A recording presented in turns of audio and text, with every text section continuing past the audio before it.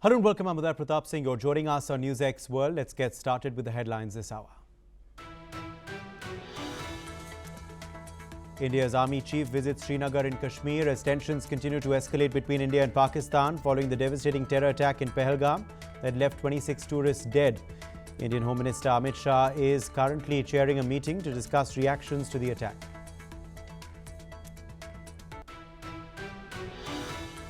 The Kremlin has confirmed that Russian President Vladimir Putin has met with US Special Envoy John Witkoff. State media reported that the meeting will focus on bilateral relations.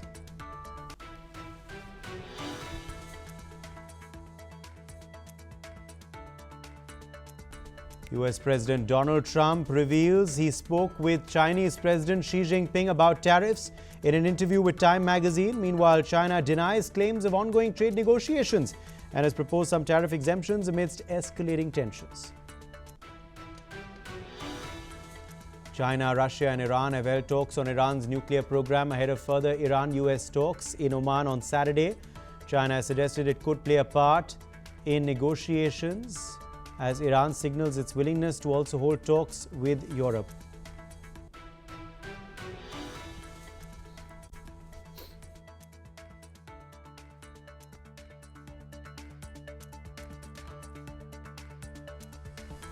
Meanwhile, Iran has condemned reported Israeli military action in Gaza, calling it a concrete example of a war crime. Local media reports that the death toll from a strike on a Gaza home has risen to 23, taking the total death toll in the enclave to over 60 since Thursday morning.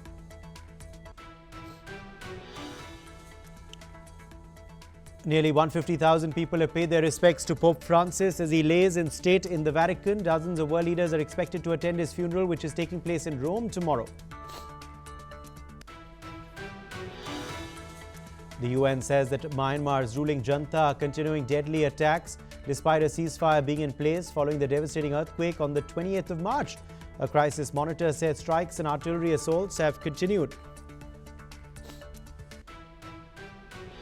US President Donald Trump has signed an executive order to advance deep-sea mining, aiming to reduce reliance on China for critical minerals. The move focuses on extracting nickel, copper and rare earth elements from US and international waters. A 6.3 magnitude earthquake has occurred in the North Pacific Ocean near Isla Limons Island in Ecuador today at around 6:44 a.m. local time. Yes, those are some breaking updates coming in this hour. The quake struck the border province of Esmeraldas at a depth of 35 kilometers, with tremors that felt as far away as the capital of Quito. According to reports, it's not yet known whether there are any casualties.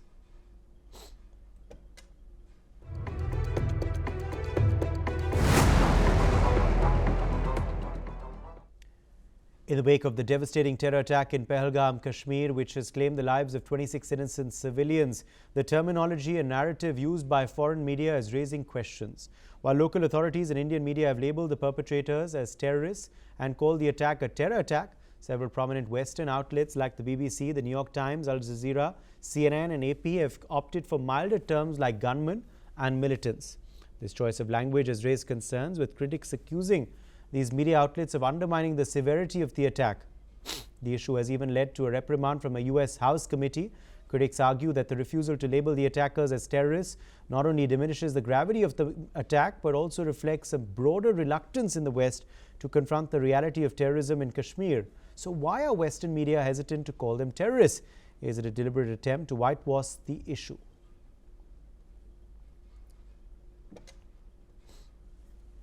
Lord Rami Ranger, member of the House of Lords of the United Kingdom, is joining us live from Dubai. Lord Ranger, thank you for speaking with us. What is really pretty glaring in the face is the lack of the word terrorists that has been used by many Western media outlets. Is this something that is upsetting, disturbing? In fact, a US House committee reportedly has even called out the New York Times by saying they weren't militants, they were terrorists. Why don't you call them that? I agree with you. They are terrorists. They have attacked defenseless people. They've got the element of surprise on their hand. So it is a very, very appalling act of cowardice.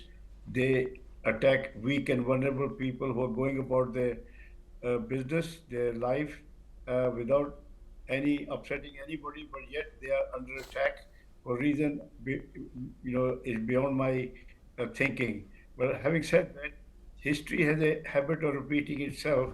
We do not learn from it, and I'm very sad to say that Pakistan was created with over 1 million people dead, 15 million people became homeless in the country of their origin, including my family. My father was also assassinated for opposing the breakup of India because he was a visionary.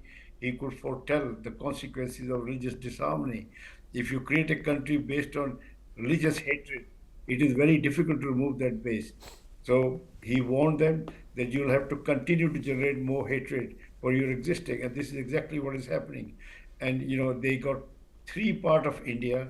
They got two, Bangladesh and Pakistan, and above all, they got equal share in India. India is a secular democratic country. Equality for all is enshrined in the constitution. So therefore, they should have been happy that they got three bites of the cherry. Yet they had to attack an independent state, Kashmir, a independent country, doing their own business, and yet suddenly find themselves under attack. And India had to respond. And now where we are, we had four bloody battles, and we have wasted so much resources.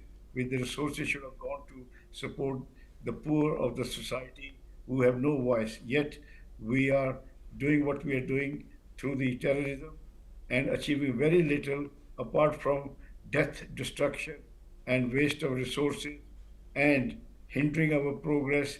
And what has happened in Kashmir, it's a very sad because people will, their livelihood will suffer. Tourists will be scared to come. There will be a huge repercussion for the poor people both sides of the border. And I pray that somebody have the courage to pick up the phone and call Prime Minister Modi and condemn this barbaric act because these terrorists have come from nowhere. They come from the other side of Kashmir. So therefore, somebody has been harboring them, somebody has been training them, somebody has been supporting them. So this is the time for a mature leadership. Put the ego below, put the objective above. The objective is peace, prosperity, which is essential for the progress. So therefore, my appeal to every leader is now to sit down, unite against terrorism of any shape and form, and this is exactly what they do: death and destruction. They're not scientists, they're not engineers, they're not doctors, they're not saving life, they're destroying lives. And therefore, I appeal to all the leaders, please, especially the leader from Pakistan, pick up a phone because people in India are suffering, they have suffered, and some decent leader has to show some empathy, sympathy to them, and make sure this kind of tragedy never happen again. We learn from it and we build our future. So my request is, but I'm saddened, shocked. Everything was going forward, and every time when we try to achieve progress, this happens. And why it happens, I don't know. And the statement from the general of Pakistan was really religiously charged statement, was not uncalled for because the general represented an army where people of every citizen, every religion, serve. Absolutely. They're Also, Lord ready to. Ranger, now coming back, of course, to these outlets, these media outlets, and their reluctance, of course, to use the word terrorist. Do you believe Western media is guilty of hypocrisy when it comes to such terror incidents in countries of the global South? They don't take it as seriously as perhaps they would a terror incident on their own soil. Well, if this is not terrorism, what is? You tell me. I mean, if they don't want to call a spade, then it's a sad indictment of their journalism. And because journalists are supposed to be, uh, neutral, they are not supposed to be biased. And if they are trying to act as a biased journalist, then they are not truly independent. So I think the whole world is appalled with the death of innocent people, newly married, came to for their honeymoon. This is such a tragedy. 6-year-old 6 days, old wedding couple have been destroyed, their lives have been destroyed. A woman has been left widowed for no good reason. I can't understand what kind of faith will ever allow people to take lives of another innocent person. If they were combatant, one can understand.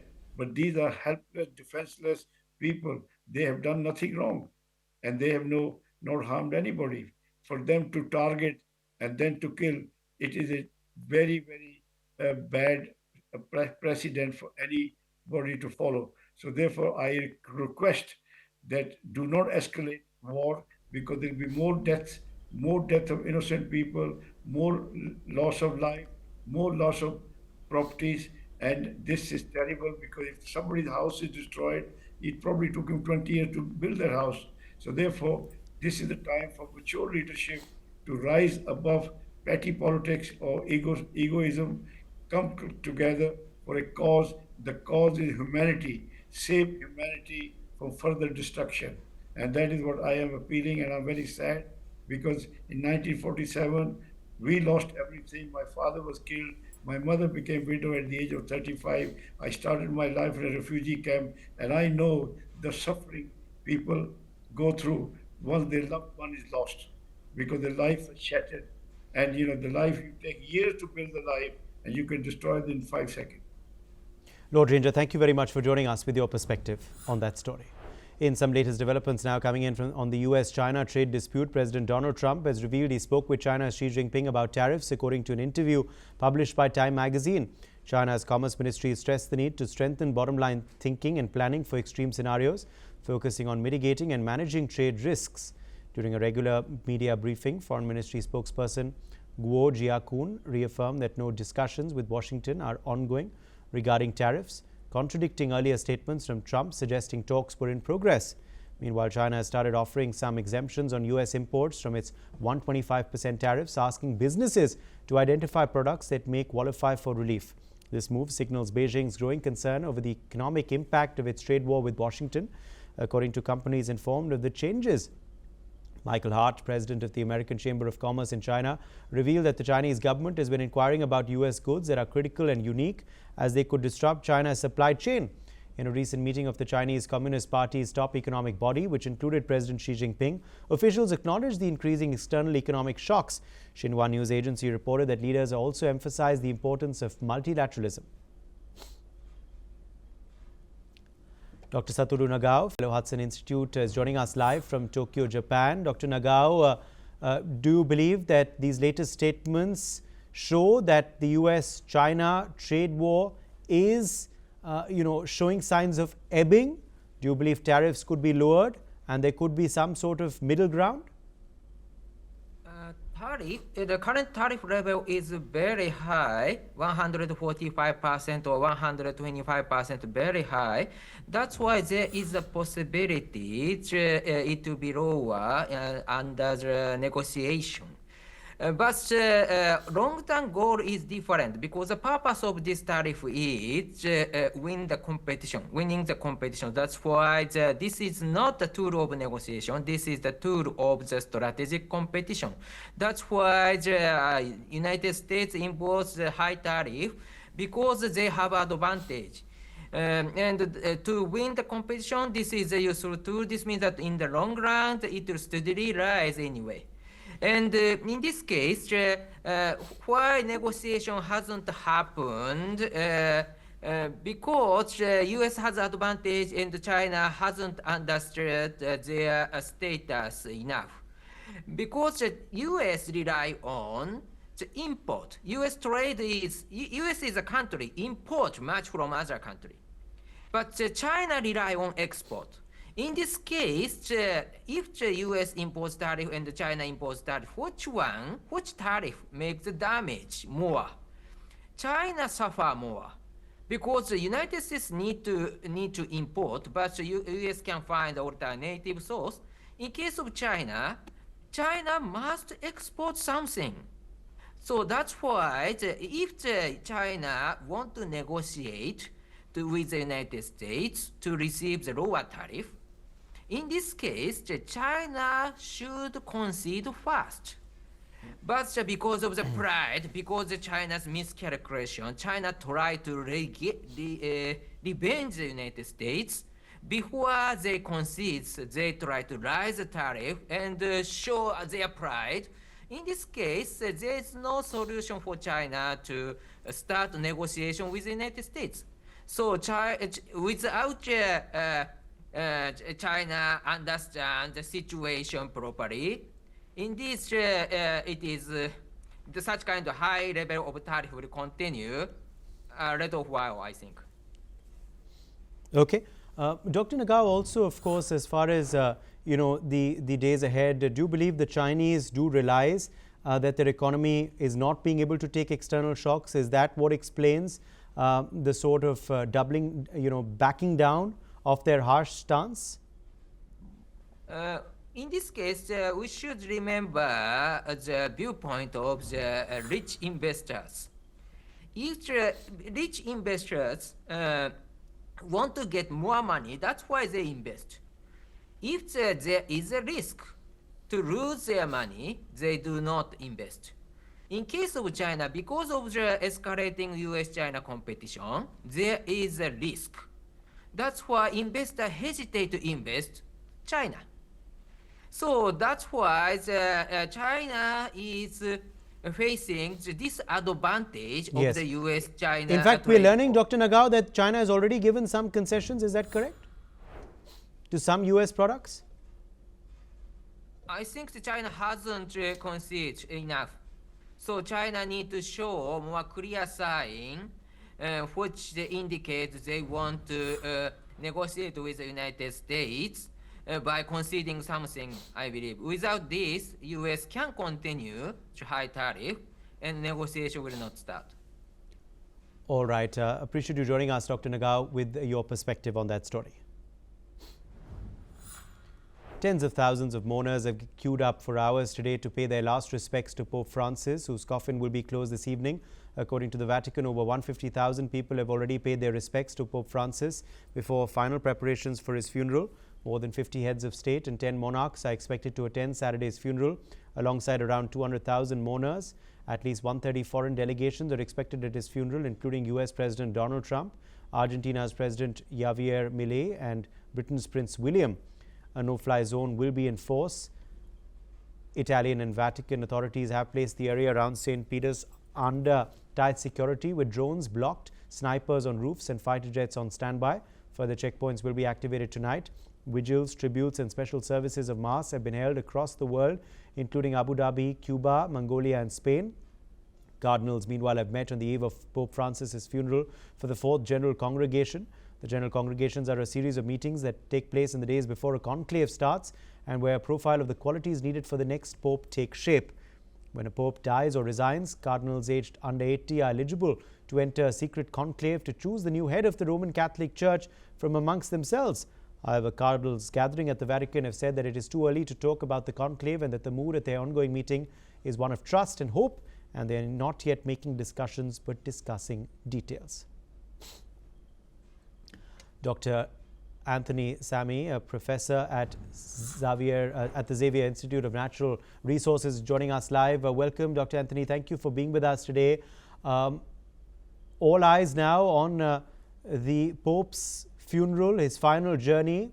Thousands have gathered to catch a last glimpse of him, pay their final tributes.